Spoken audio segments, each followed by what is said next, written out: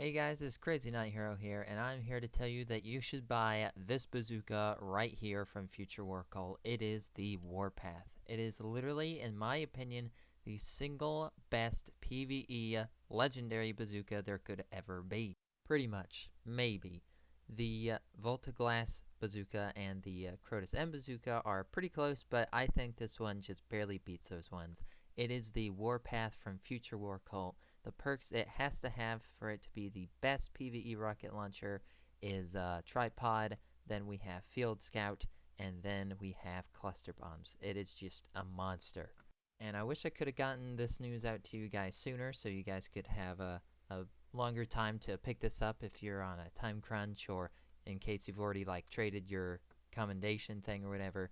But I honestly couldn't recommend this rocket launcher enough. It is just fantastic. And whenever I do any PvE activity, if I'm not using an exotic rocket launcher like the Gjallarhorn, this is definitely the one I'll go with. It's a pretty good substitute, and if you wanted to use maybe one of those new raid adept weapons, but still wanted a strong bazooka, then this is definitely what you want to do. So I would highly recommend you buy this weapon. It just tears through enemies, and it's really good in that I found for spawn killing taken enemies. Whenever they come in those blight things, it's just really easy to take them out.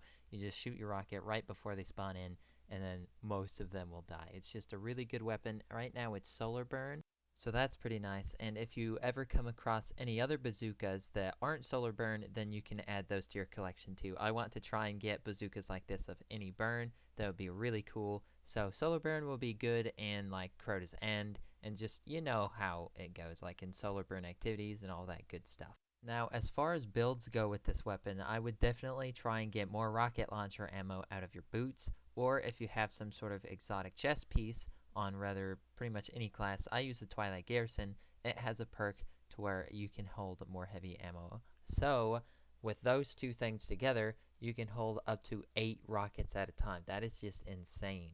Or what you could do is you could sacrifice one rocket in your reserves and maybe get something like the Ruin Wings on your Titan or the Taconaut.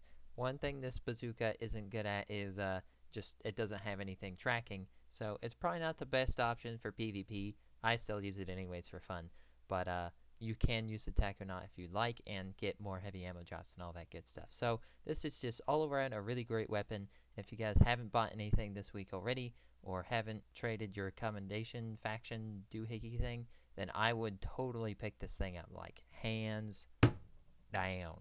And if you miss out on this weapon this week, if you don't have enough marks or anything, you can grind out Crucible and have a chance to get this bazooka. This is my alternative, the weapon that I had first, and it's got the same roll on it, luckily, so this is the best PvE roll you want, and just remember to run Field Scout for another rocket or two in your reserves, and then Tripod so you don't have to reload as much and you just keep spamming rockets, and then that tasty Cluster Bombs. So I want to try and get one that's arc burn, so I have one of all three, but if you miss the Warpath this week, then you can grind out Crucible, maybe open a few packages, and maybe get a chance at this weapon. But there you go.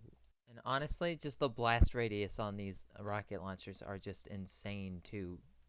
It's so worth it to have the blast radius that high in PvE activities. So if you're ever conflicted just in general, oh, do I have more velocity or do I have more blast radius all the way, maybe the only thing that more velocity could really help you with in PvE is just hitting wizards more often. Yeah, that's one thing, is wizards can be annoying to hit sometimes, but mainly you just position yourself above them and shoot down, and it's not too. So there you have it, guys. That's my weapon recommendation for the week. I will try and maybe do this once a week, and I'll maybe only pick one specific weapon that I think is super MLG, whatever you guys want to see from this, and I'll talk to you guys in the next video. Bye-bye.